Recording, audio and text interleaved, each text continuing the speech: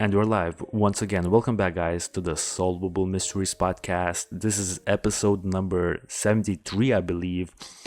Wow, we have done a whole bunch of episodes at this point. Dude, how are you doing on this Friday evening? Man, I'm doing great. I mean, I think it's so funny because like things are happening exactly like you had said a year ago with this show. But when we hit a certain subscriber amount, like just the momentum and the amount of like just overwhelmingly positive feedback, and I think a lot of that is because of you specifically, Juras, the kind of quality that you put into the show is both of us learn, but especially as you develop the quality of the show. I mean, the feedback has been almost 100% positive, and we really appreciate all the positive comments and fan feedback, and everyone's really helped us, I think, guide this show to where it is now, and because of that, we're growing faster than ever. So because of that, I think it's really important that we go back to some of our, let's say, either greatest hits or some of the greatest topics. So in this case, we have a topic that I think is super interesting to a lot of people. And it's interesting for reasons that I think it's because it's so disturbing. You think it's good to just go into to exactly that premise about what it is? Yeah, I mean, definitely. I just want to also add that, it's definitely a joint effort. And yeah, guys, I also want to thank everyone who is basically, just watching the show, not, like our recent subscriptions pretty much because we have been getting quite a bit of them. So for everyone who's tuning in every single weekend, because right now we definitely have I definitely see like a whole bunch of people like tuning in every week. So for all of those people that, have sticked with us for a long time, I just want to thank you guys once more. Your feedback is really appreciated, and we hope to keep improving the show, keep bringing you more interesting topics. Now, for this week's topic, I think we're going back, but we're definitely going back to a case that we did, I feel like almost like literally a year ago. It was definitely one of the earlier episodes, and yeah, I mean, if you wanna introduce the audience with what we're actually talking about, just have at it, man. Yeah. So it's so interesting when you think about when you're a little kid and you're watching like cartoons or listening to stories, and one of the most famous stories, I guess, about life in the old days is Cinderella. And Cinderella, well, let's face it, Cinderella is about an evil step parent, and that's kind of a motif you see in a lot of different realms. You see it in of course, like old literature, Grimm's tales. It's definitely one of Disney's best cartoons for the old animation they did, and it's interesting because when you watch it and you see how Cinderella is treated in that story, you get really mad. How she's getting treated by her stepmother and her stepsisters. And here's the thing. I mean, I think anybody that grew up in a mixed family or a blended family, they call it, where you had maybe a stepmother, a stepfather, people have kind of mixed reactions to that, because some people have had really outstanding stepmothers and stepfathers, or some of our listeners and viewers might actually be outstanding stepmothers or stepfathers. And, unfortunately, what happens is you end up getting a bad rap, or because of something else that goes on. They actually call it the Cinderella effect, which maybe I'll touch on at the end of the episode today. But, the fact is, some amount of children are either killed or mistreated by their step parent. There's a lot of weird reasons behind that, but I think it's one of those things that makes everybody very emotional. I know I've mentioned on the show before that one of like two different things that makes me absolutely crazy is cruelty to children. It's just, I can't even watch it. I can't watch videos about it. It drives me nuts. So I think I'm sure I'm not alone in that. But I think what's special about the case today, and what makes this case so interesting, is that there's an allegation that a child wasn't just mistreated, but that he was. I mean, it almost blows your mind because of a lot of reasons. because of some of the gender stereotyping we do, because of how we feel about roles of, like women and families and mothers and stepmothers and kind of stereotypes we have about how people, at least in like, solidly healthy middle class families should be treating their children, or any family really. But yeah, I mean, the stereotype is that, supposedly everything's all fine and nice in certain families. But the allegation, if it's true in this case, is something that I think even like hardened criminals, like mafia members or cartel people, even they, if the allegations are true in this crime, even they would it would blow their minds a little bit, where they would say, how could somebody do this? This is not even, you know what I mean? It's so beyond the pale. So I did a lot of teasing right now. What exactly are we going to talk about today? And what is suspected? Is it really as bad as what I'm kind of signaling right now in this introduction? I think it is, man. I think definitely that is the case. We're talking about the disappearance of Kyron Horman. I think you and I both strongly believe that it's no longer a disappearance. It's I'm leaning towards a murder here of a 7-year-old child named Kyron Horman. He was an American boy who disappeared from Skyline Elementary School, which is in Portland, Oregon. He disappeared on June 4th in 2010 after attending a science fair. He was wearing a CSI t-shirt, which is just the most ironic thing in the world. Local and state police, along with the FBI, conducted an exhaustive search for Horman and launched a criminal investigation, but have not uncovered any significant information regarding the child's whereabouts. His disappearance sparked the largest criminal investigation in Oregon history. So that's pretty much the general, sum up of the case.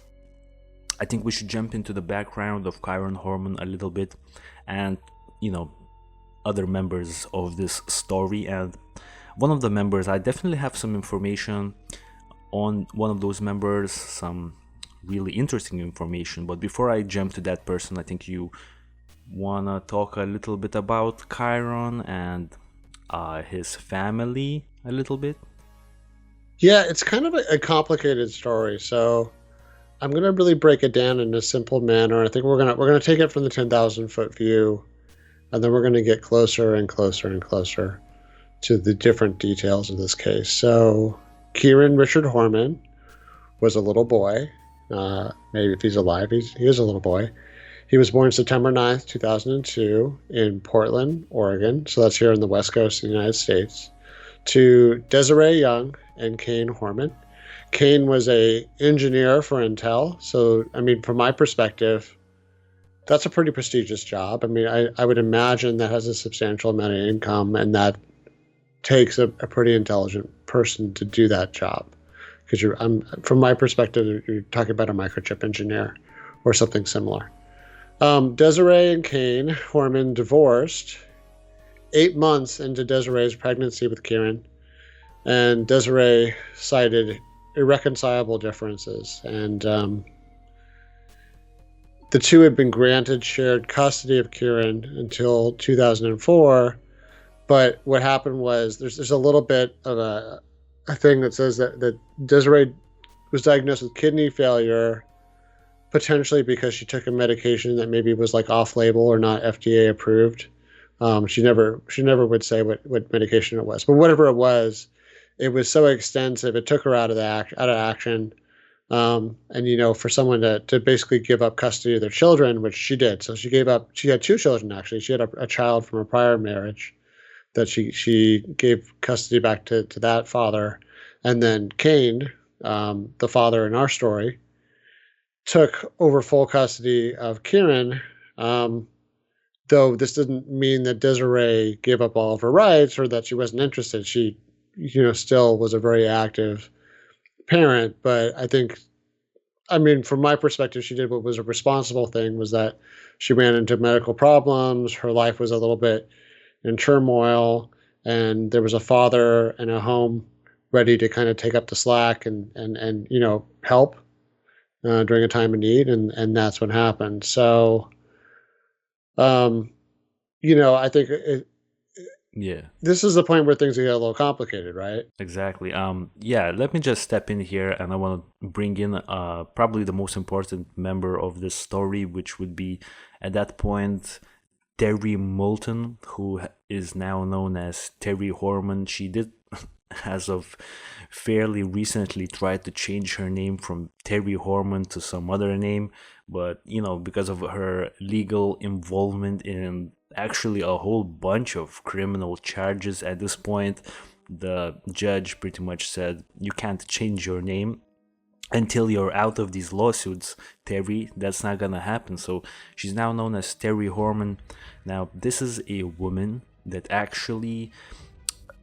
Remember when you mentioned when Desiree and Cain had those irreconcilable differences? Well, basically, shortly before Kyron was born in 2002, I believe it was 2001, when Terri, this woman that I'm bringing into the story, was actually hooking up with Cain. So Cain and Terri was hooking up in 2001, and now let's bring it back to 2004, around this time when Desiree is diagnosed with kidney failure.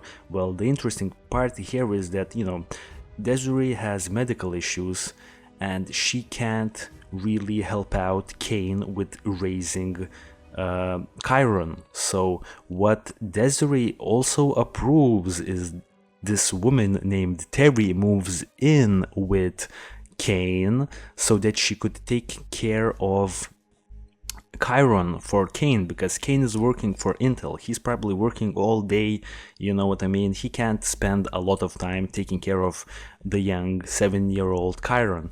Now, why would this woman, Terri, just move in with, Cain Horman and Kyron Horman? Well, Terri was a substitute teacher who had actually lost, I think, not necessarily her license or whatever. I don't even know if there is a license to teach kids or anything like that, but she couldn't get a job because I believe in 2005 she had a DUI, and she also had endangered her then 11-year-old son. So with that criminal record, you can't get jobs as a teacher anymore, and she basically needed a place to stay, and she was hooking up with Cain in 2001. Now, the interesting fact here, and I'm sure if I'm mistaken here, someone in the comments could definitely correct me, but I believe that Desiree, when she approved Terri moving in with Cain and helping out with raising Kyron, she didn't know about that 2001 affair. I'm not really sure if we could call it an affair, because Cain and Desiree were not, super lovey-dovey back then. I think their sort of relationship was falling apart at that point. But yeah, she basically didn't know about that relationship as far as I know.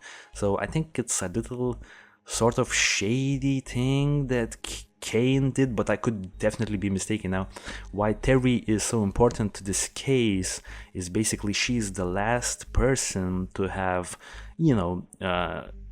to have seen Kyron alive.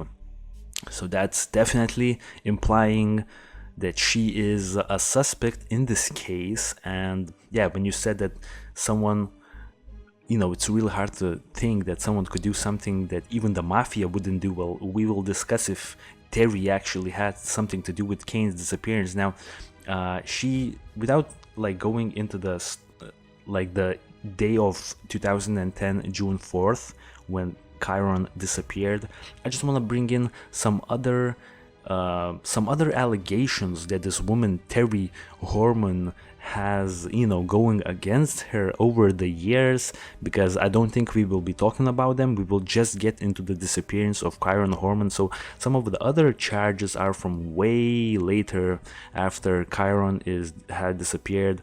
One of them is, after everything breaks and no one is actually trusting Terri anymore. She's not with Cain anymore. She actually, after moving to Northern California, I believe this was in 2013 or something like that, or 16, she lived with a roommate who reported that his handgun was missing from a safe in his home. So she was stealing handguns. On November 28th in 2016, in another instance, Terri's ex-boyfriend and domestic partner actually filed for temporary restraining order against her. He has stated that he fears for his life and that he doesn't know what she is capable of doing. He filed a restraining order after she was trying to put a kitchen knife to his face, and that if he ever spoke to law enforcement, something terrible would happen to him and his family. I believe there are some other criminal charges about her driving a stolen vehicle. She has potentially ordered a hit both on Kyron Horman as well as her first husband, the guy that she had her 11-year-old son with, that will also play a part in the story. So I just want to that's all I have on Terri. I just want to say that she is definitely a problematic person. She was also like a bodybuilder and a substitute teacher.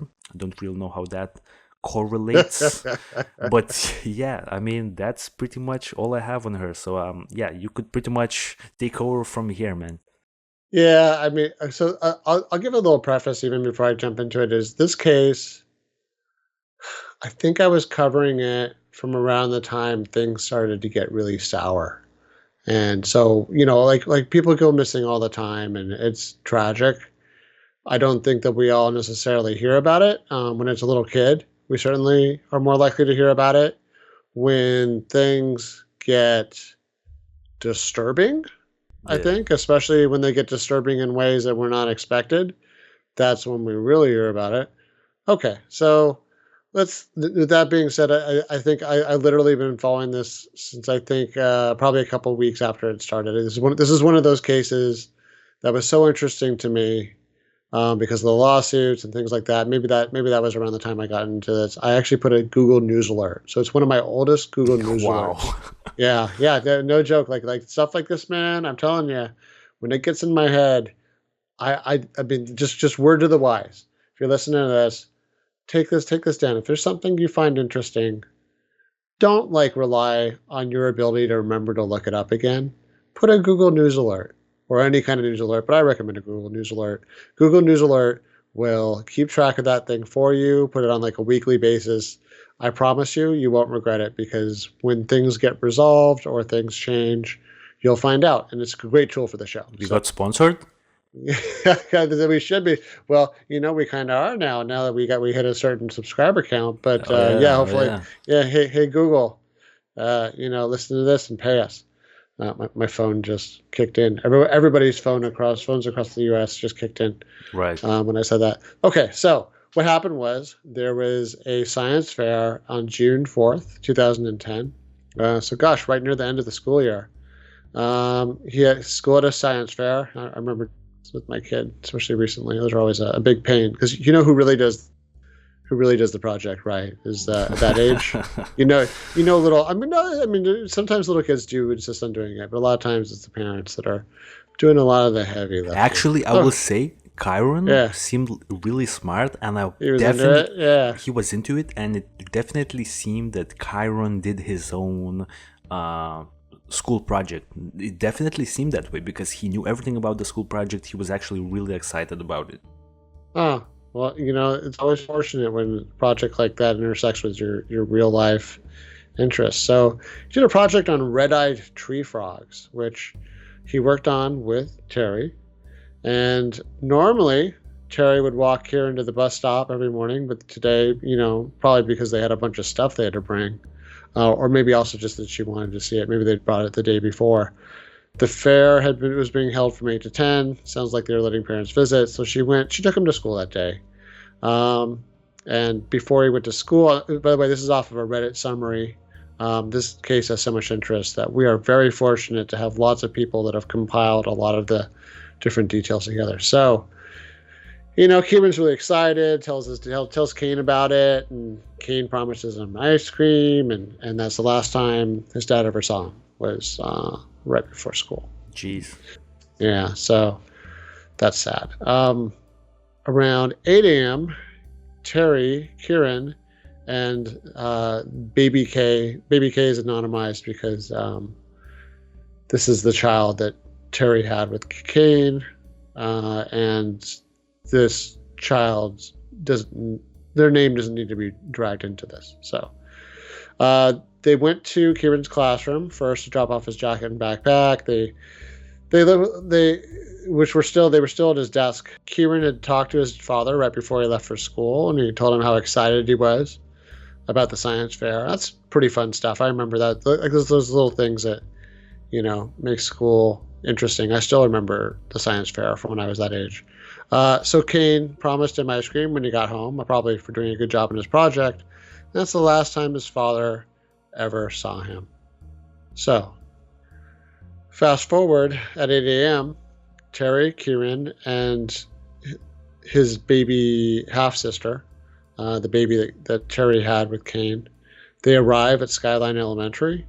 They go to the classroom, drop off some of his stuff, his jacket and his backpack, which were still there later in the day. And next, Terri takes this famous picture of Kyron next to his project. This is a picture that's going to be used a lot later in the media. And also took a picture of his friend, who had also, interestingly, done the exact same project. What? Yeah, I wonder whose was better. Yeah, maybe. Wouldn't that suck? There's the kids' projects right next to yours, stealing your shine. Anyway, she tells Kieran's teacher, Miss Porter, that they were going to go look at other exhibits. They stopped by the library to return some books. A good little reader he was, reading from the school library. And then he walked around the school, supposedly with Terri. And then before returning to class, Kyron wanted to stop by and visit his kindergarten and first grade teacher, Mr. Macbeth, because it's not uncommon for grades to be combined, or even I know my kids had the same teacher like a couple of times for different grades, so that happens. Yeah. So anyways, supposedly the bell rings at 8:45, and they take Kyron down some different stairs to the second floor, where Kyron's classroom is located, and it's a small school, so Kyron wanted to take the more frequently used stairs, and Terri supposedly used the less traveled stairs because she had the baby in the diaper bag, and maybe it was a smaller, shorter distance. They had a race. Okay, so anyway, there's a lot of little details around. For some reason, an amazing amount of details about this interaction that Terri had this day with Kyron around the school, and that Kyron won as usual. When she reached the top of the stairs, he was already down the hall on the way to class. So instead of lugging the baby instead of carrying the baby down the hall just to come back out, she just yelled out to him, as he's in his way to the way into his class. And she says now she regrets not walking him to the door. So, they waved and, okay, I'm off to class. And then, that supposedly is the last time, allegedly, she ever saw him again as he trotted off towards his classroom that was right down the hall. So is now a good time, do you think, we've gone through a kind of a timeline, but what we can do is we can give the timeline that Terri has given. Yeah, exactly. Been verified. So this is, some people people that aren't familiar with this case, they might ask themselves, well, why are we so focused on Terri's timeline? But you'll find it's important. So, we mentioned Terri was at the elementary school from 8 to 8:45 a.m. when she dropped off Kyron. And then she has to go to the nearest Fred Meyer store. Just funny note, Fred Meyer is like this cool, I guess you would call it like a department store. It's hard to describe it. I guess the best way to describe it is sort of like Walmart before Walmart was Walmart, but like not necessarily cheap stuff from China or whatever. Like it's been around for a long time. It was Target before Target was Target. I know when I used to visit my family up in that same exact part of the world. So my one side of my family is um, from Salem and Portland and Seattle and places like that. I may have even been to this actual Fred Meyer's. Um, it has everything. It has, I always joke it's the place you can buy like a wedding ring and your groceries at the same place. Wow. Yeah, which, is kind of like Walmart, right? But Yeah. Walmart's about scale and size. This place was doing that for decades before Walmart was and in a local community. So yeah, it's a very like Pacific Northwest thing. So she has to go there to pick up a specific type of medicine for her baby because her baby had a ear infection and this had been prescribed. So yeah, it makes sense. Got to get that prescription filled. That's about 5.3 miles from the school, and the drive time is estimated about 9 minutes. So that's about 30 miles an hour ish speed. That seems about right. Yeah. She's at Fred Meyer's from 9 to 9:12. Says this Fred Meyer was out of medicine.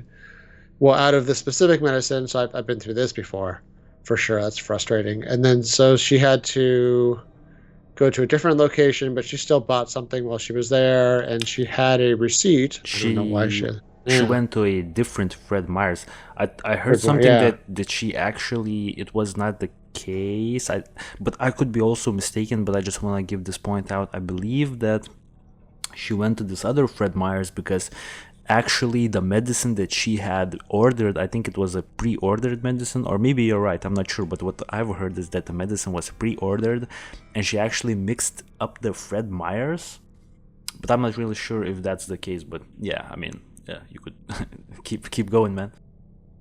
Yeah, I mean, I guess I wouldn't put that past her. So yeah, I guess busy mixes it up. So yeah, she makes a purchase, she has a receipt that's stamped, so there's some kind of proof that she was at this location at this time. So then she drives 11 miles to the other Fred Meyer's across town, and that's about a 20-minute drive once again, averaging about 30 miles an hour. And from what it sounds like, she went and she actually picked up the medicine that she needed. So nothing mysterious there. Next stop was a dry cleaners. She went to go drop off Kane's dry cleaning, and they said that she showed up around 10 a.m. I didn't have like an approximate time. He said that she was alone, didn't have her baby with her, so implying that she left the baby in the truck, which you're not especially supposed to do, but Oregon isn't a super hot place, and if you just think you're going to be gone for 5 minutes, I wouldn't recommend that. Yeah. I never did that with my kid, but it's not unheard of for people to do that, so that doesn't especially damning that's what happened. So okay, so because it's been gone over, and Dr. Phil, and there's some other information about that, but I think we're not gonna. Of course, yeah, we could. Spend a lot of time with that. Of course, we can keep going. So then she went to Michael's Craft. It must be I hope it went to the same chain I'm used to, and that was around 10 a.m. So once a month, so maybe like a 2.5 mile drive.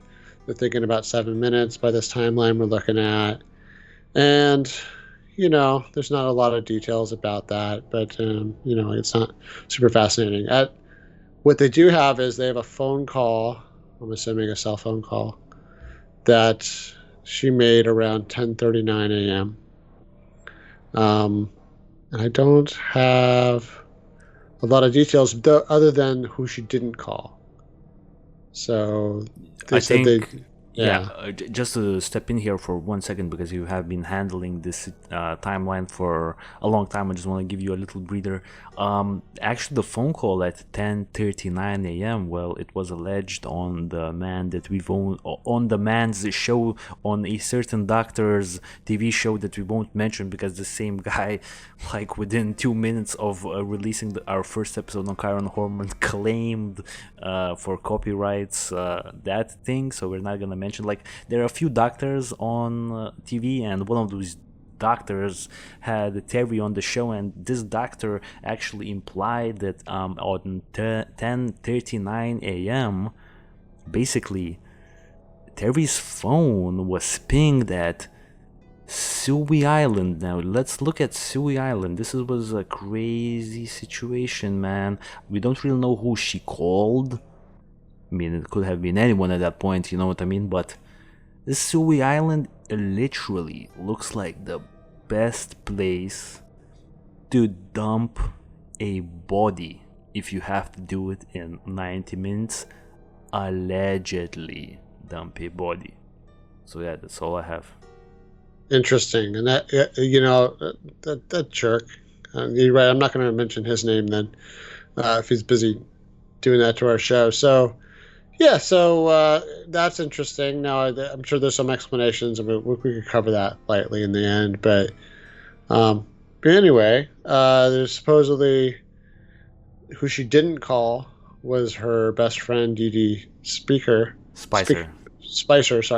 who we'll talk about in a bit. And then there's some unaccounted for time, from kind of 10:39 to about 11:39 when she shows up at 24-Hour Fitness to work out. She checks her kid into the on-site daycare and does a workout. I don't know why I don't know that you're supposed to bring a kid to daycare, by the way, when they're sick. So, by the way, that's obnoxious. Just so I mentioned, oh, I need to work out, so I'm going to make everyone else's kid sick. Yeah. Yeah. Well, the thing is, I don't think she was sick as in sick in terms of like contagions, that she could like sort of get other kids sick. She had an earache. And I believe that medicine from Fred Meyers was actually for her earache. One thing we want to mention here is, for sure, is the backstory that Terri, when you said that she was unaccounted for 90 minutes, apparently, well, on those 90 minutes, Terri states that she was just driving around because the driving motion helped soothe her baby daughters, who was, I believe, 18 months of age at that point, earache. Now, why this is important, police actually, because we believe that she was driving somewhere not in the city, but probably, and I think she stated that as well, that she was driving somewhere in the more rural parts. So police have two areas where they really dig the deep. Well, I'm sure they're not doing that anymore because this case happened 10 years ago, but initially when it happened, they had marked two areas in the map. So basically the first one is Skyline Boulevard, basically this area right here. So basically police is believing that they're asking people from Skyline Boulevard if they had seen Terri on the day of Kyron's disappearance driving around in her white truck on Skyline Boulevard, as well as we have Germantown Road also. So basically Germantown Road, Skyline Boulevard are the areas where we believe, or at least she states, that she was driving her 18-year-old daughter to soothe her earache. Now, she had given her that medication prior to going on this drive, so I mean, we don't really know what the motivation is to drive the kid. Maybe the kid was in really bad condition, allegedly, if Terri is not making up the whole story about baby K being sick.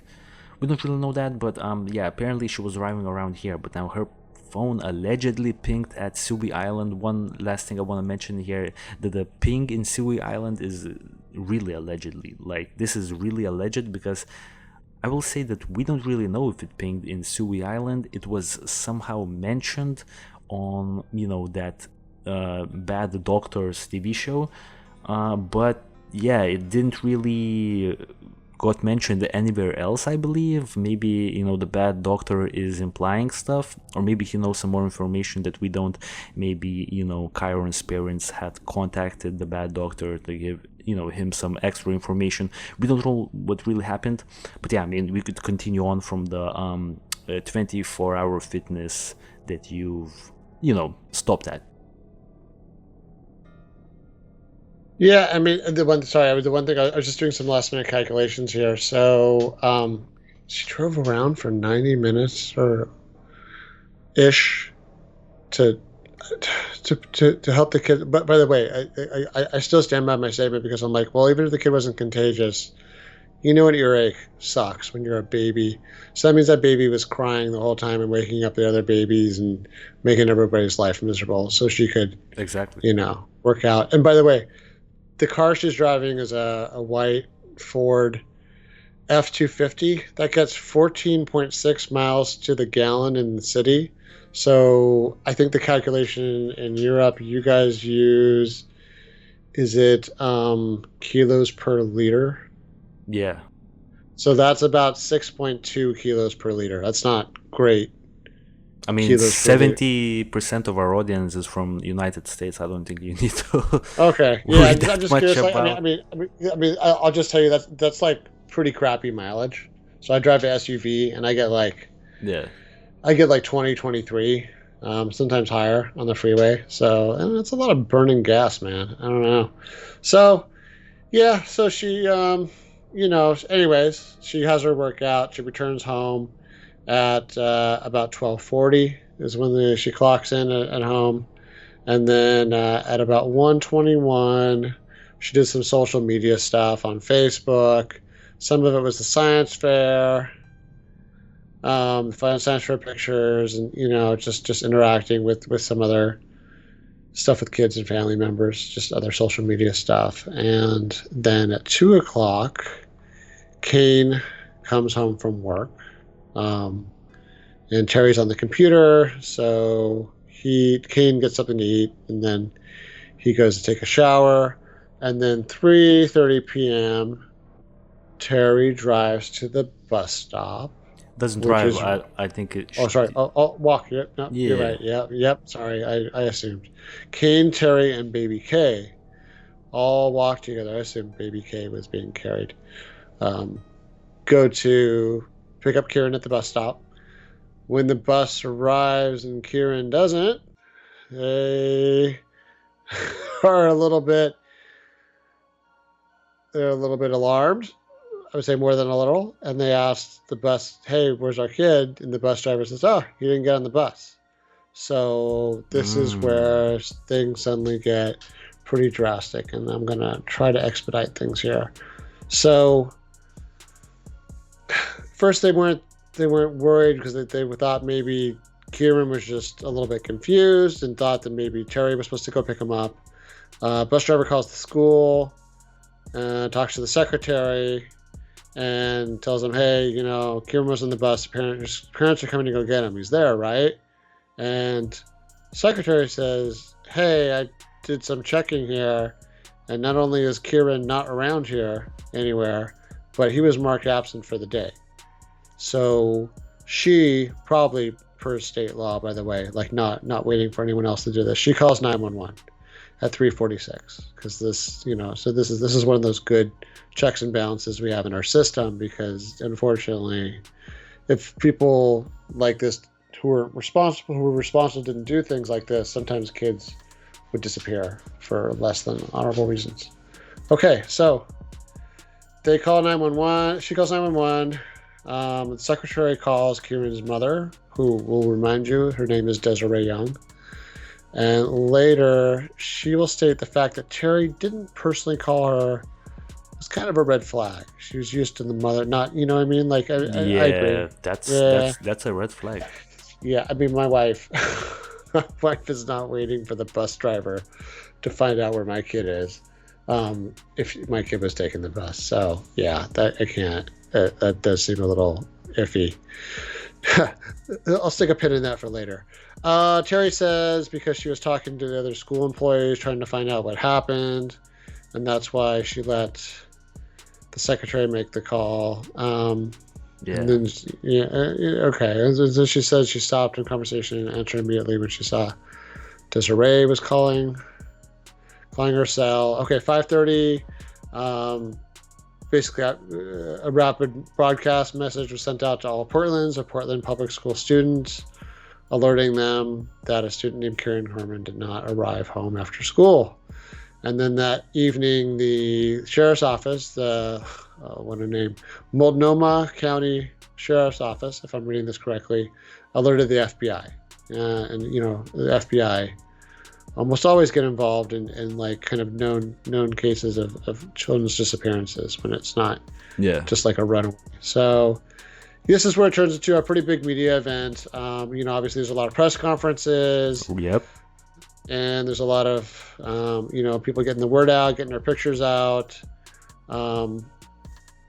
And the family, they all kind of clammed up, which people thought was suspicious, but it may have just been that they're kind of in shock and they're trying to process things. I don't necessarily think that makes anybody.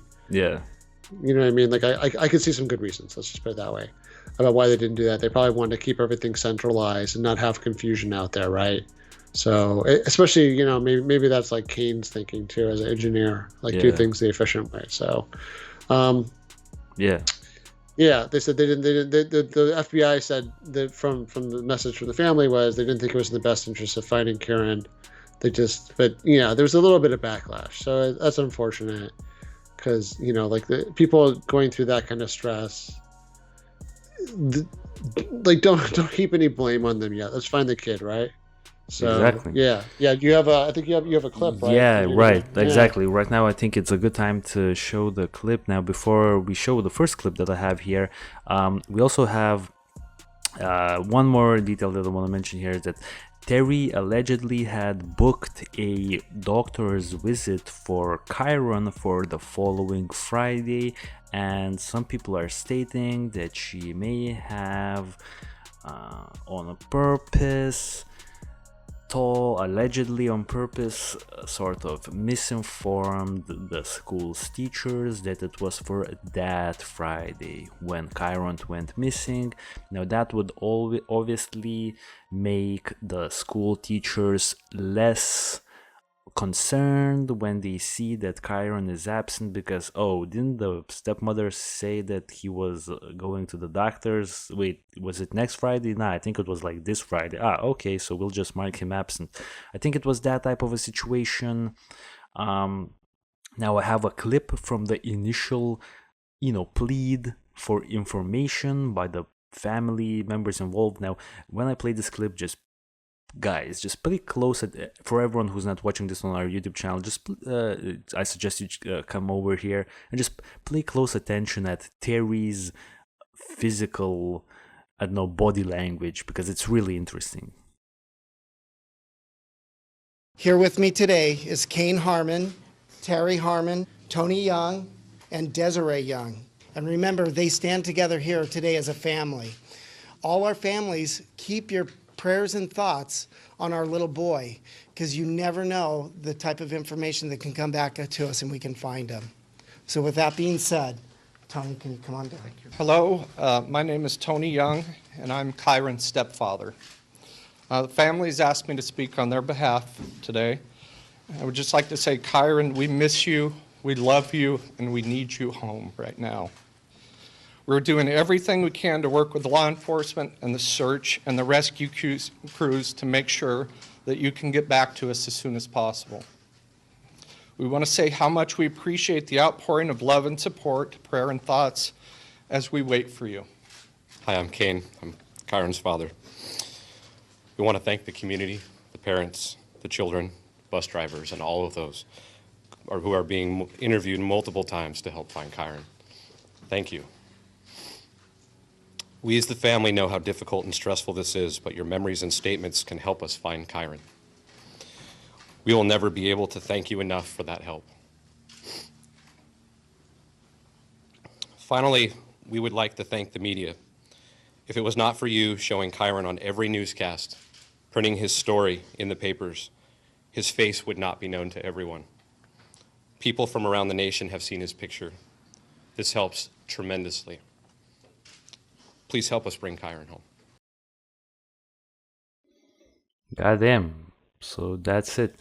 So that's pretty much it. That's pretty much it. I don't know, man. It seems like Terri really not necessarily could win an Oscar, but like maybe like a poor man's Oscar. What would that be? Like a Golden Globe or something, right? Because she was putting on a performance. Yeah, it looked a little exaggerated. I'll say that, or almost like somebody was feeling guilty. Now, you might say, well, almost anybody would feel guilty. It's like, hey, lady, I lost your kid, and even if it isn't your fault, you might still, that's not unusual. But yeah, I think given what we're gonna start getting into pretty quick, so I'll just finish off the search. So Exactly. they did a lot of searching. They checked all around the place. I think you and I, when we were talking ahead of time in our planning session, you mentioned that Kyron was somewhat known for sometimes wandering off and not really following all the rules all the time. Sometimes he was known to kind of like go to the bathroom without permission or wander off someplace. So like, that stuff happens for sure. That's probably a lot of cops will tell you that it's not very unusual. I know I've seen it for sure. People in all sorts of mental states and all ages and genders wander off for lots of different reasons, and a lot of times they're found perfectly okay. It's a little scary for the family. Sometimes the person's dehydrated and hungry and cold, but you find them and everything's fine, and we all move on with their lives. But this wasn't really happening here. And then for some reason, other than, of course, searching around the woods near this elementary school, and by the way, people that don't know anything about Oregon's got a lot of woods. It's got, like, the whole state is like one big state full of woods and, like, rivers. It's a pretty cool place, and it's literally also kind of cold, so it'd be important to find him fast, even in June. So the other interesting thing was they'd also did some searching around that island, right? The island that you mentioned. Exactly, Subi Island. Yeah, Subi Island. And that was, that was a little weird because it's not really close to the school, right? It's just some substantial amount of distance. Yeah, I mean, why would they do that? Yeah, why one, you know what I mean? It would be like you went missing from like downtown LA and all of a sudden they're searching out in like the desert somewhere. Right. What's that about? So yeah, but it is also worth mentioning this is the largest search for a missing person in Oregon's history. It had 1,300 searchers from Oregon, Washington, and California. They had a reward. But in the middle of this, in late June, so the same month, Yeah.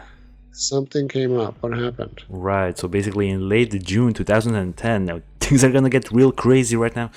In the midst of the investigation into Kyron's disappearance, Kane Horman, Kyron's father, was reportedly told by investigators that Terri had offered their landscaper, Rodolfo Sanchez, quote unquote, a lot of money to kill Kane.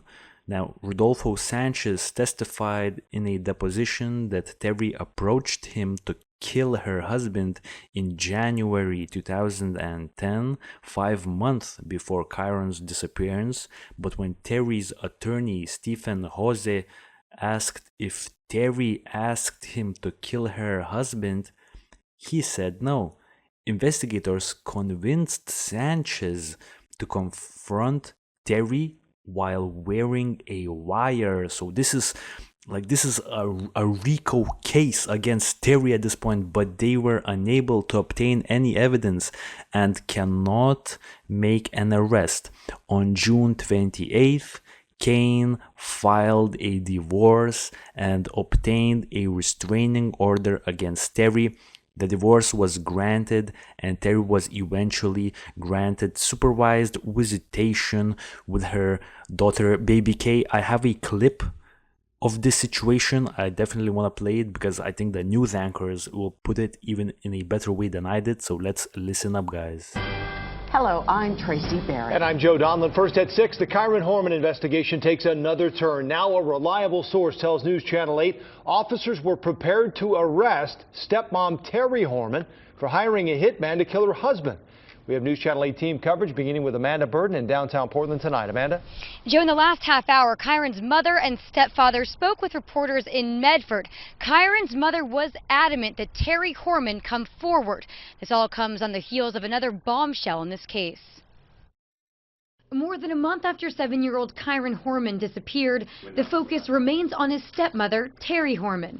Detectives aren't saying that Terri is a person of interest or suspect in the case, but a reliable source tells News Channel 8 that police were prepared to arrest Terri for plotting to kill her husband, Kane.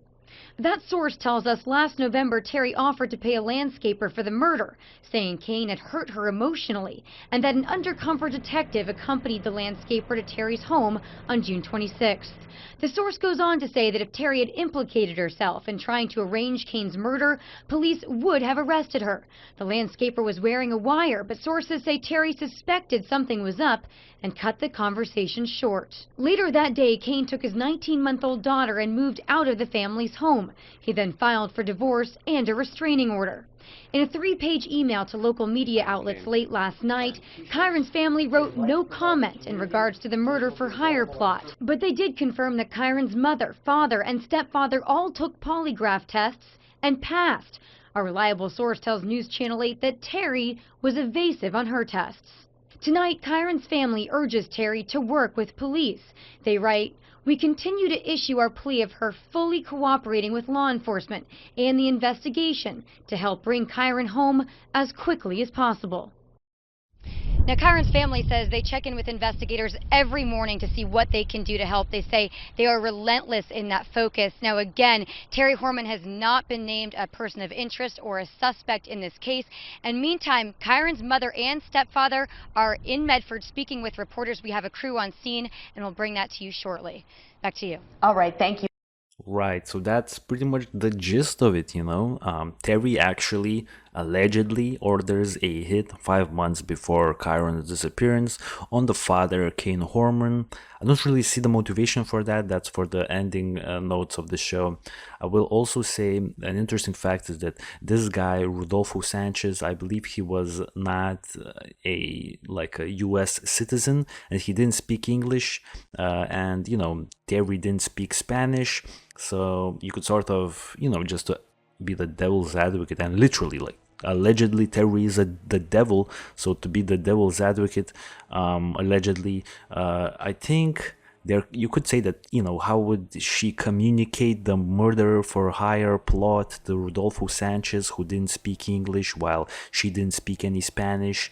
I think you could do that still. I think it's, you know, 2010, you had like Google Translator or something like that. But the thing is, Rodolfo Sanchez wears a wire, goes in with another FBI detective to, I believe it was FBI, but maybe it was just a regular police officer dressed as a hitman. So basically Terri sits at home, she gets a knock on the door, there's an FBI guy, or maybe someone else, and then Rodolfo Sanchez says, "Listen, Terri, I'm just a landscaper, but I have this guy, this hitman, who's gonna do the job for you."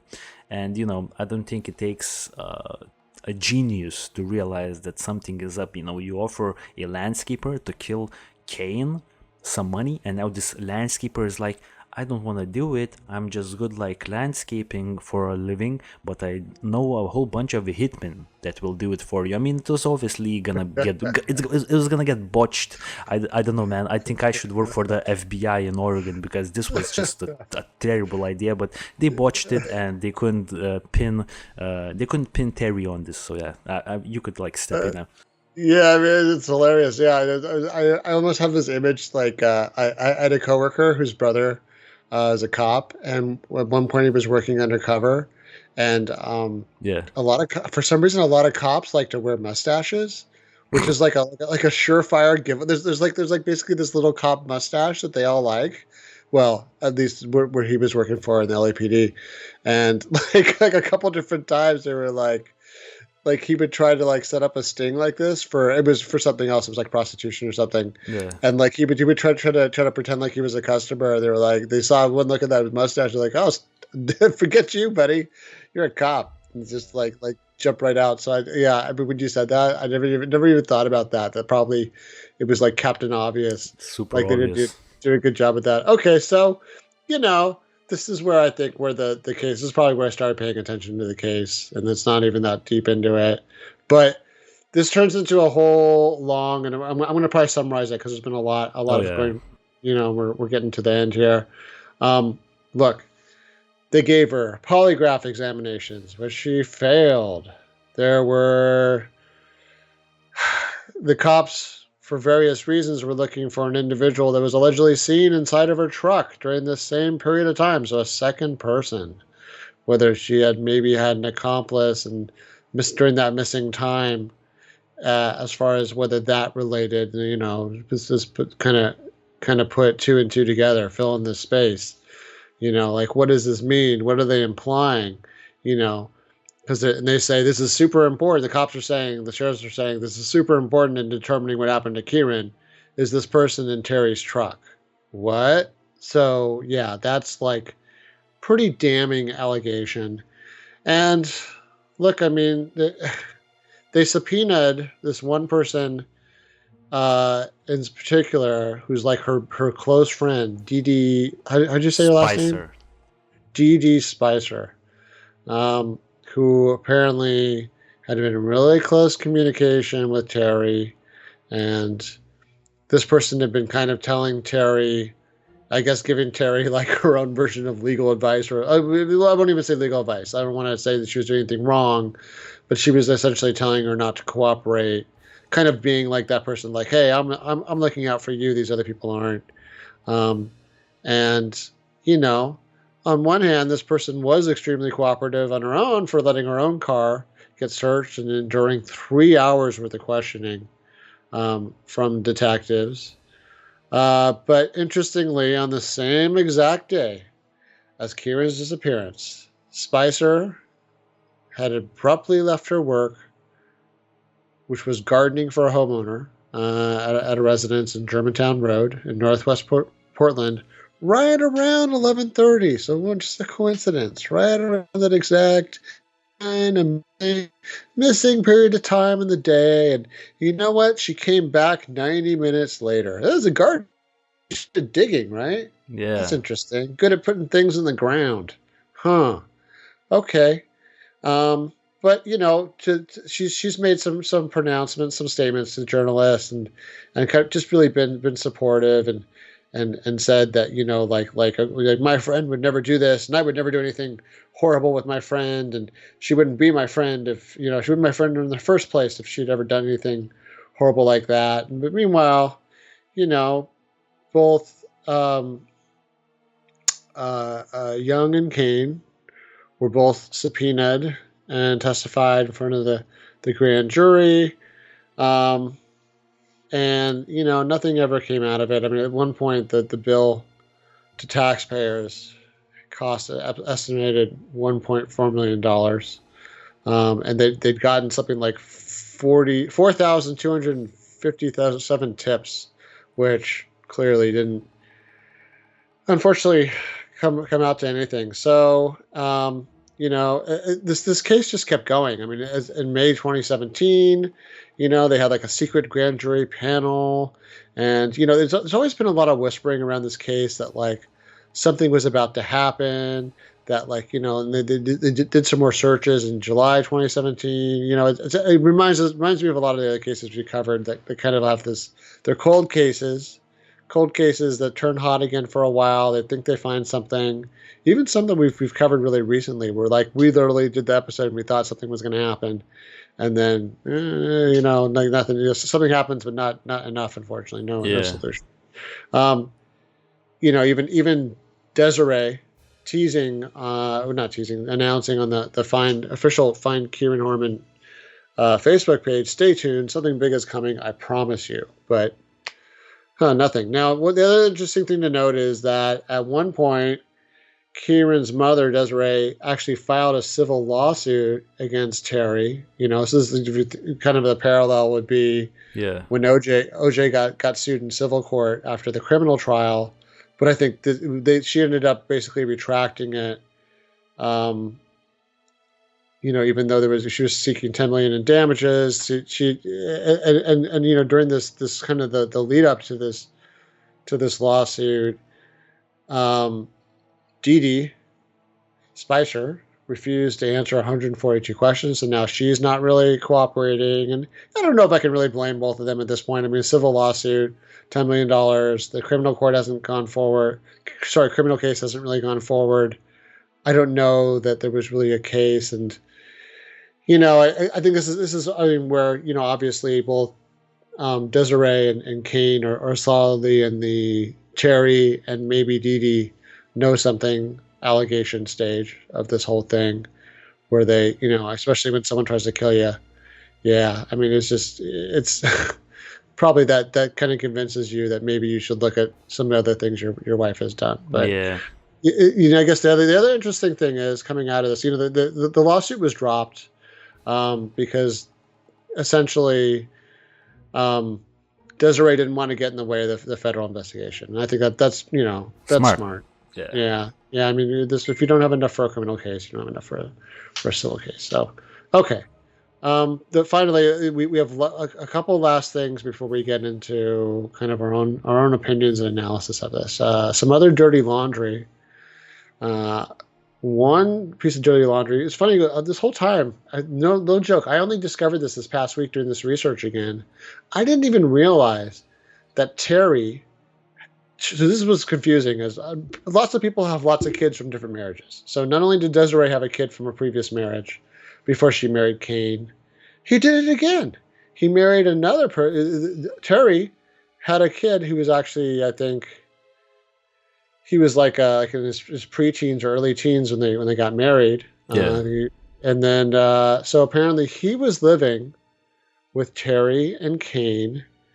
And there's this whole email that the allegation is that Kane was the problem. That what happened was that Terry's son, who was living with Kane and Terri, in this whole blended family, he was having some major, I guess, emotional issues and problems, and as soon as he moved out of the house and with his father again, everything was fine. And she, in her email, blamed it on Kane. Said Kane was the problem. Kane was causing difficulties. Kane was putting pressure. So it's interesting because it's sort of like the opposite. It's like if the if the evil stepmother from Cinderella blamed like Cinderella's dad for like treating one of her kids badly, but you don't know. So I'll be fair, and I think we're going to address this. But yeah, you don't know. But it's interesting to hear that point of view, at least from Terry's mouth, or the way she broadcast that out to her other family members. Yeah. And then, the other dirty laundry though was from Desiree. Too many D's in this thing. Desiree says that she told Fox News the last time she saw her son before, in her visitation before the disappearance, she said he, unlike what we heard about, he's all excited about the going to the science fair with Terri. Maybe he's just excited about the science fair and not Terri. But she said that Kyron was not happy to go back from the visitation. He was upset. She didn't want to go back home to, Kane's house and Terry's house. And she couldn't really get out of him why. He didn't really want to disclose what his issues were. I bet you she's really kicking herself for not saying, hey, wait a minute. Yeah. We're going to sit here in this room for 90 minutes until you tell me what's going on. But anyway, she said that he wanted to stay. It was very emotional. He had to really be talked into going back. Yeah. And she tried to talk to him, but he wouldn't talk about anything. And she really, now looking back, she felt like that was a big red flag. And, she thought that she was doing the right thing, that, obviously like kids, I mean, I can see why you would just feel like, a little boy misses his mommy, and then feels weird about having to go back to this other house. Divorce is really hard on kids, but yeah, it's interesting. So okay, whew, we have covered a lot Yeah. on a pretty complicated case. I mean, this is the kind of case that we could have done 2 or 3 shows about, but we felt like, you know what, let's just try to knock it out in one stretch, because I think we covered some stuff that we didn't exactly cover the last time. And Yeah. at this point, I mean, what do you think's going on here, Juras? I think before we jump into our reactions, because I definitely think we're thinking the same way, and I think everyone in the audience is thinking the same way. One last thing, just to give you a little breather, because you have been venting for, I don't know, quite a while right now. So I think we should just listen to one clip from Desiree Young in 2013 about, when she talks to the press about her general efforts in trying to find Kyron, as well as she makes a really interesting statement at the end, and I think we could play off of that statement into the reactions and theories part of the podcast. So strap in, guys. We're gonna listen to a clip about Desiree Young describing her life, 3 years into her disappearance. This is like from way back in 2013, but I think this interview is like the most compelling out of all of them. So let's just play it right now, man. Thank you all for coming. As always, we appreciate all the coverage we can get on Kyron and his case, and keep the awareness out there. And we took quite a lot of time to plan and execute this search that we did this weekend. It was 2 days of solid searching. We brought in 10 dog teams from all over the country, and we brought in 2 nonprofit organizations. Class Kids is here with us, some of the searchers that have come from a great distance to help Kyron.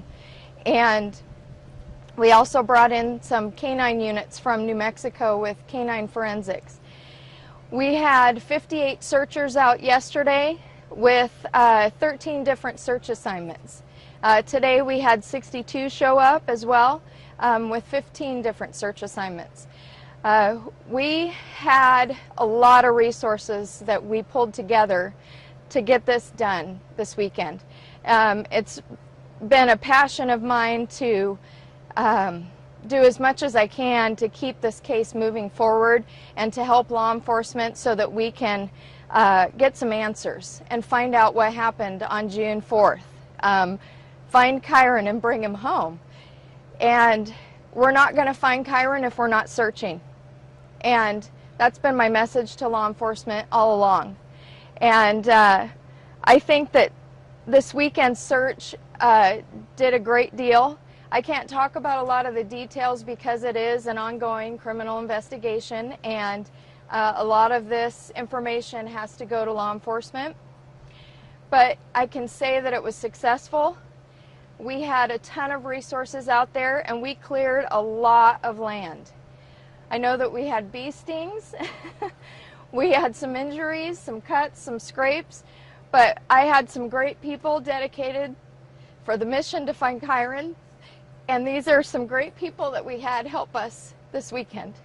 I will forever be grateful that they came to help me, and I know that if Kyron was here, he would say thank you very much. My mission has always been to bring Kyron home, and I will go to the ends of the earth to do that, whatever it takes. It was simply me wanting to find my son, and I know, of course, privileged information, but I just want to rule out all the areas I can and search every area possible. So there really wasn't a whole lot of mystery behind what I did.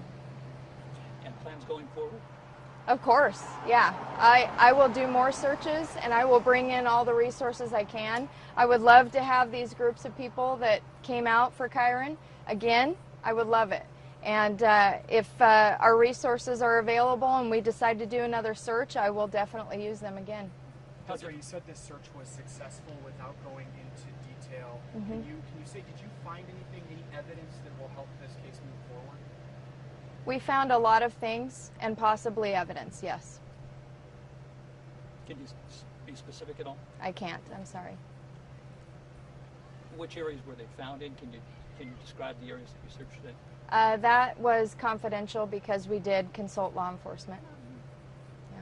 I'm always hopeful every single day. I wake up, and I think that when we can cover the amount of area that we did today and check off all those places where he's not, the world in this area, I mean, you've seen it, it overwhelms me. It takes my breath away. That very first night, that was the one thing that I had such anxiety about. Was this is going to be like a needle in a haystack. This area and the terrain is practically impossible. But when you can rule out all those areas and feel pretty confident that, well, he's not here, so we can move on to the next areas, and we will find him. You know, I had someone at work the other day say to me, I don't know how you do this. You know what? Unfortunately, life keeps moving. I don't like it because I still feel like I'm stuck back at June 4th. I can't move on from that because I don't have answers. I don't have Kyron. And it's hard. It's very difficult. But if I don't keep moving, I'll get rolled over.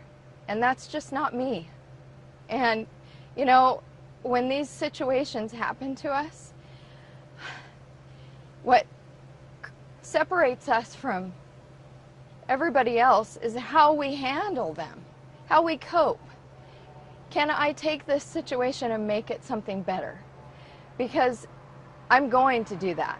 I am not going to lay down and take this. And I refuse to let Terri win. It's not going to happen that way. And that's it. It's that simple. So yeah, pretty much that was Desiree Young in 2013 talking about her pretty much life search efforts. And you know, at the very end of that news clip, she actually says that she refuses to let Terri win. So she's, you know, heavily implying that Terri Horman is involved in the disappearance of Kyron Horman.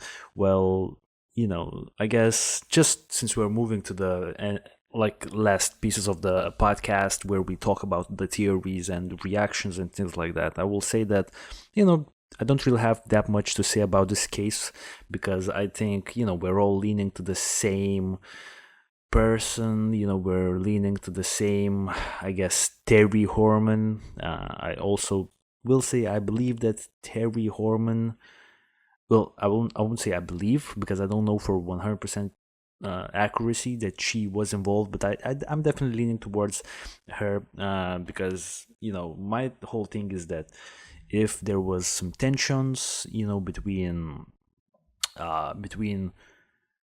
Kane and Terri, and there was something about how, you know, Terri states that Kane forced her son out of the house to live with his grandparents, and, you know, that's why she felt like she had to get back at Kane or like something along those lines. So that's why she would, you know, kill Kyron Horman. I don't really know if that was the actual motivation for Terri's decision to kill Kyron Horman. Allegedly, if she did that, we don't know if she did that. It's all alleged. So I'm definitely leaning towards Terri. I'm definitely gonna say I believe that Terri probably did it. You know, I will say in Terri's defense, What are the chances that Terri is not involved? If she's not involved, then she has to be the unluckiest stepmother in the world, because literally every single clue that we have right now is pointing towards Terri. So what's happening here, I will say that the area right outside of Skyline Elementary School is really wooded, and I will say that Kyron Horman was known to sort of wander off sometimes. So I will say there's at least a good 3% chance in my eyes that Kyron actually wandered off into the woods. Now, I don't really know if that was something that Kyron would do. He seemed like he was a good, well-behaved kid. So he just did those random, spontaneous things sometimes, but it was never with bad intentions. He was not like a bad kid or anything like that. So I don't know, maybe he got excited for the science project and just decided to wander off into the forest. So that could be to try find those bugs or whatever he did the project on. So I don't know, man. That I see 3% chance of that happening. I see another 2% chance that some other kidnapper, as Terri Horman states, kidnapped Kyron, because Terri allegedly has another suspect that she brought into the case, stating that there's this other man who could potentially be involved, because she saw him ask someone about where's the nearest high school, and he seemed really suspicious. I really don't think that she was just making it up, making that story up, but I don't know what happened there. So yeah, pretty much, just to summarize it, I believe that Terri Horman is responsible for Kyron Horman's disappearance, but I allegedly believe that, so I don't know if I believe that. So that's pretty much what I will say, and that's I'll leave it up to you, man. Yeah, I mean, boy, I think this is one of those cases, this part of the show, where I really get on my soapbox and rant, kind of like Andy Rooney style, about stuff. I think it's one of the reasons why I love doing podcasts so much, is because sometimes I have this stuff that I want to get off my chest when I see things like this, and I think this is a good venue for it. And I think sometimes people agree with me. We'll see. So this one's a tough one, man. This one's going to be a lot of tough love for a lot of stuff with our society. On one hand, I'll say, just from a playing the odds perspective, look, children being killed by their family, it definitely happens. Now, when it's someone that's related to the child, it tends to be most often infanticide. That happens for different reasons. Sometimes that there's different reasons in different cultures, and cultures that don't have other kinds of birth control. Sometimes most often it's because of mental illness. A smaller amount of children at a different age group are killed by their step-parents. And I think that's where we get these stereotypes, the Cinderella effect, they call it. It's kind of controversial. There's been a lot of different studies about it, and kind of a lot of back and forth. I'm not going to get into it too much, but it's kind of interesting. If you look up Cinderella effect on Wikipedia, you can look up some links, and it goes off to infanticide and other animal species and humans, and the studies that they did in Australia and Sweden, and it's limited samples, but it's kind of fascinating. There's some theories around this. Now, I'm going to get into, I think, what I find is the interesting part is the psychology around what happened here. So, first of all, I am really disturbed about the amount of turmoil in Kieran's life. So even he's not even born yet, and his parents are getting divorced. And this is where I gotta, I don't want to blame the victim here, but I'm really trying to understand how it is that Kane keeps on marrying, how he's been through a couple of different marriages now, and these marriages seem to have a lot of turmoil. What could be going wrong that you're getting divorced in the middle of your kid, your wife having a baby, and then it kind of happens again, right? It wasn't that long after. Clearly, based on when this all happened, and the fact, the allegation that Terri was trying to get a hitman to knock him off, in the same period of time, the first year of their child's life together. Like, what's going on with this dude? Like, A, he's some kind of intel engineer. I presume he's making good money. And he keeps marrying, I don't know, like I'll just say it, he keeps marrying women with children. You know, so that's like added responsibility. And that's a problem not everybody wants. Maybe he's just a good guy. Maybe he likes to help. But I don't know. To me, it doesn't really sound like he has a little bit less choice. And you know, you look at him, he's not like a super handsome guy. It's funny, we just talked, you know, like if Brian Schaefer is like a 9 out of 10 or a 10, Kane is like a 4 or a 5. I mean, he's not a wreck, but he's... God damn, dude, you're going in. Dude, I'm sorry. I'd be like, people are going to look me up and they're like, oh, F you, Glenn. You look like a 3. I mean, okay, whatever. I mean, it's fair enough. I mean, you know, I'll throw stones in my glass house too. But I don't know. I just feel like, you know what? You know, there's a lot of people out there, right? You could. So part of me is kind of disturbed, and part of me wonders what's going on with him. He keeps ending up in these like unstable relationships, and like not just relationships, marriages. So he gets married, and then the whole thing falls apart, and he's got like another kid, you know, involved in this. And I really resent dragging kids into unstable relationships. It's a big pet peeve of mine, and like I said, I kind of falls under that same umbrella of how I really feel for children who are in situations that they never asked for. And I think those children are certainly some of the biggest victims in that. And to be kind of in that turmoil and think it's normal. I think that's the other thing, is children can be in like massive dysfunction and have no idea. I remember having a friend whose mother was just seething with anger and so mad about stuff. This is like a really nice kid. I remember like me and some other kid going to his house and just being like, dude, your mom is like, something's wrong with her. And he's like, oh, no. Yeah, like, okay, so anyway, yeah, I gotta wonder like what his part is. And look, and in the defense of these women that are marrying him, maybe he's a jerk. Maybe he keeps cheating. Maybe he's got emotional issues. Maybe he's really hard to be in a marriage with. Maybe he's all, you know, sunshine and smiles in the front end, and then before you know it, he takes you for granted, and he's trying to, you know, date other people. And I don't know. I kind of wonder if maybe he's got some kind of autism spectrum thing going on, like Asperger's, and maybe that is limiting the amount of people that he engages successfully, you know, like emotionally, and also who will put up with maybe a little bit of a blunted affect or some of the issues that go along with being Asperger's, where not everybody likes you so much. Not everybody can be in a marriage with somebody that has like an autism spectrum disorder. So, okay, that's kind of my big rant about that.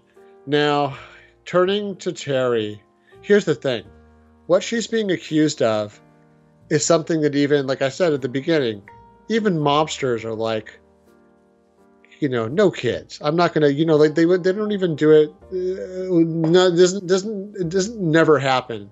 But it's considered to be one of the worst crimes in terms of like even organized crime. Yeah, it's considered. You know what I mean? It's like for many organized crime and many criminals in general, crimes against children are for the lowest of the low, the ruthless of the most ruthless. So what would make somebody do that? And then on top of that, why would, if Terri was, you know, in this marriage and felt strongly about Kane and was about, you know, had a baby with him, it doesn't make sense. Like, people, if you're doing normal math on this, you're like, this doesn't make sense. Like, why would she make his kid go away? Why, allegedly? Why would she try to have him killed? Like, all this stuff doesn't add up to like a rational. I will say, I just want to interject here for 1 second. Well, allegedly, what Kane is stating, as well as other people around that family, is that after Kane's and Terri's daughter, baby Kay, was born, I don't really know like the medical terms and things like that, but apparently sometimes after a kid is born, the mother of that child becomes like unstable and crazy. Postpartum, yeah. Exactly. Postpartum depression. So that's what she apparently had, and became really unstable after baby Kay was born. I gotta tell you, so Terri, I don't like her face. And I don't mean that just from like a looks perspective. Like, I don't get a good, like those interviews we said on other people's shows. I don't like her affect. I don't like the way she interacts with people. I get a real bad vibe off of her. And that's part of, I think, what we're the kind of thing where I'm like, I can't believe somebody didn't see right through this and married this person and had a kid with them. So that's the part where I got to really wonder about what's going on with Kane in terms of whether he might have like an actual like cognition or some other issue that's affecting, like he's lacking some kind of filter there or judgment for such a presumably intelligent person who has a really great job. So, okay. So then I guess here's my thing, and this is kind of me polishing this all off. I think the thing is you got to not try to do normal math on this. I would say, like, here's a key quote. What's her name? Deidre? Desiree? Desiree, sorry. Too many D's. Desiree, that one quote about, I'm not going to let Terri win. Huh. Interesting way to put it. Let her win. Like this is a game or a contest or some kind of battle of wills. Why is it a battle of wills? Why, is that how you envision? Well, was that what your relationship was with Kane and then her after this? But if you perceive Terri as playing some kind of game, then maybe this is a weird, perverted, twisted game of emotional chess where she could very well be, allegedly, a very unstable person, a narcissistic personality. I'll tell you, the one thing that's interesting is this is why I bring up some of this stuff I'm bringing up. We're watching The Sopranos in my household. We're watching it again from start. I haven't watched it 15 years. It's kind of interesting at a later stage of my life to watch. I'm kind of in a better place to kind of watch, you know what I mean?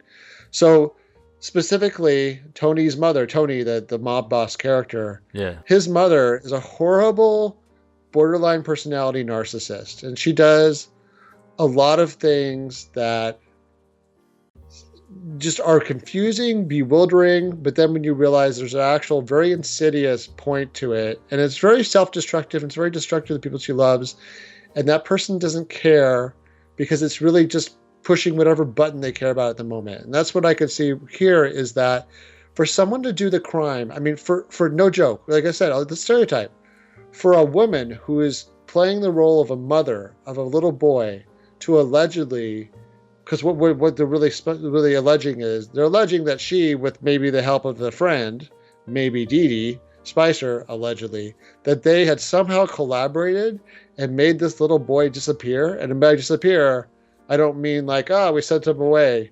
No, like they put him in the ground or something is the allegation, something like that. Something that they ended his life.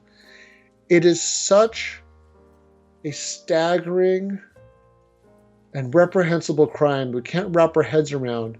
Why would someone do that except for a deeply disturbed person who was holding a massive grudge and their ego was insulted and they're not seeing other people as people. They're seeing other people. Maybe that's the vibe I'm getting off of her. Someone that sees other people as pawns in a game. So you lose a pawn in chess. Oh, that kind of sucks, but you don't think about it next week, right? Yeah. And she doesn't seem to be suffering really like somebody, who erased somebody. She seems to be kind of like suffering like somebody who's having to deal with losing a chess tournament and like having or cheated at a chess tournament or something. I don't know. Like, so that to me, that's really like the full story of like what I think could be going on here is that this is not a person operating rationally. They're operating under kind of a perverted kind of like diabolical logic. God damn, that's actually a really good breakdown in terms of like the, how you said that there could be like some competition going on between Desiree and Terri. I mean, I didn't really even think about it, that's why you're the psychological guy on this show, and someone actually mentioned that and you find like the angles. That's a good angle, man, I will say. I'll tell you in the prep work, some of the things I watched was I was watching just randomly. I ran into, there's videos of like, husbands and wives or ex-boyfriends and girlfriends that are like arguing with their exes on video. Where like, especially if kids are involved, what happens is maybe the wife starts acting really badly, and they kind of use the kids as pawns. And I was watching this and I was like, wow. I mean, after you see a couple of videos of that, where, these are whoever it is, whether it's a mom or dad acting like that. Often it was the mom for the ones that I watched. When I saw a mom acting like that and like essentially standing behind the husband's car with 2 kids and telling the kids to do destructive things to his car, the kids are too young to know better. So like putting the toys in his car and them fighting about very petty things. And you realize they're not fighting about the petty thing, but the thing was like, why did you cut their hair? You didn't consult with me. There's a video, you should look that up. Yeah. And it's like maddening, but it's scary too, because it's like, this is like some years ago now. Those kids are like 10 now. But like back then, the mom was perfectly willing it really wasn't about the haircut. It was that the guy had left her and now was with someone else.